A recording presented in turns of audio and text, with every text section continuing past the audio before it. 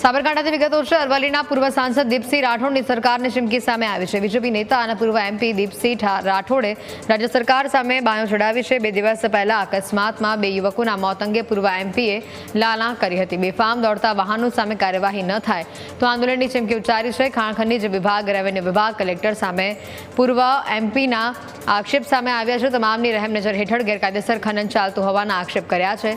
આગામી સમયમાં ખનીજ ચોરી ન અટકે તો ઉગ્ર આંદોલન કરવાની ચીમકી પણ ઉચ્ચારી છે। અમારા ગામમાંથી રેતી ચોરીની દિવસની 100 થી 150 ગાડીઓ જોઈએ છે। ઓવરલોડ ગાડીઓ હોય છે, બેફામ ગાડીઓ ચલાવે છે। ગામના વચ્ચે ગુજરાતી શાળા છે, એક હાઈસ્કૂલ છે, તેનો બાળકો બી અકસ્માત થવાનો ભય છે।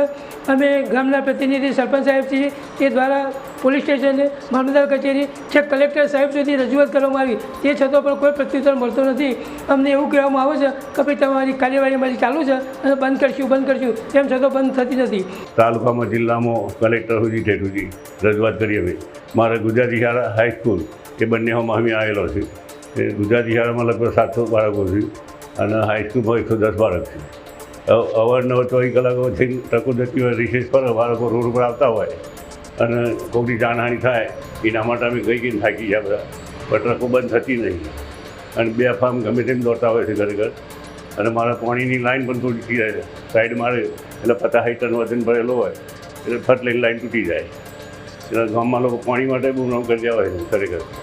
એટલે આના માટે હું બધા રજૂઆત કરીને થાક્યો છું, પણ આ લોકો કોઈ જોન પર લેતા નહીં। સાબરકાંઠા અરવલ્લી જિલ્લાના પૂર્વ એમપી દીપસિંહ રાઠોડે વધુ એક નિવેદન આપ્યું છે।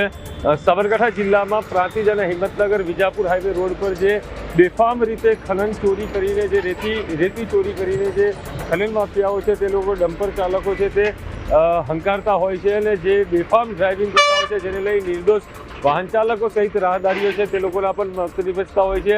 તાજેતરમાં 2 થી 4 દિવસ અગાઉ પ્રાંતિજના પિલોદરા નજીક જે અકસ્માત છે તે સર્જાયું હતું અને ડમ્પર ચાલકે બાઇક ચાલકને અડફેટે લીધા હતા, જેમાં 2 યુવકોના ઘટના સ્થળે મોત નીપજ્યા હતા, જ્યારે એક યુવકનું સારવાર દરમિયાન મોત નીપજ્યું હતું। જ્યારે સ્થાનિક તંત્રને રજૂઆત કરવા છતાં પણ કોઈ પણ પ્રકારનું પરિણામ છે તે આવતું નથી। જ્યારે પૂર્વ લોકસભા સાંસદ દીપસિંહ રાઠોડે પણ હવે નિવેદન આપીને જે પ્રમાણેની ખાણ ખનીજ વિભાગ છે, જિલ્લા કલેક્ટર છે અને સ્થાનિક પોલીસ તંત્રની હપ્તા ચાલતા હોવાની વાત છે તે પણ કરવામાં આવી છે અને પોલીસ તંત્ર સહિત ખાણ ખનીજ વિભાગ અને કલેક્ટર સામે હપ્તા લેવાતા હોવાના પણ આક્ષેપ છે તે કરવામાં આવી રહ્યા છે। તો બીજી તરફ ખનન માફિયાઓ છે તે બેફામ રીતે ઓવરલોડ વાહનો આ હાઈવે ઉપરથી અંકારતા હોય છે, જેને લઈ રોડ રસ્તા પણ બિસ્માર બનતા હોય છે અને સ્થાનિક રાહદારીઓ અને વાહન ચાલકો પણ અકસ્માતનો ભોગ છે તે બનતા હોય છે। જો આવનાર સમયની અંદર આ ખનનકારો સામે કાર્યવાહી કરવામાં ન આવે તો પૂર્વ સાંસદ દીપસિંહ રાઠોડે ઉગ્ર આંદોલનની ચીમકી છે તે પણ ઉચ્ચારી છે। ચિરાગ મેઘાણી, કેપિટલ, સાબરકાંઠા।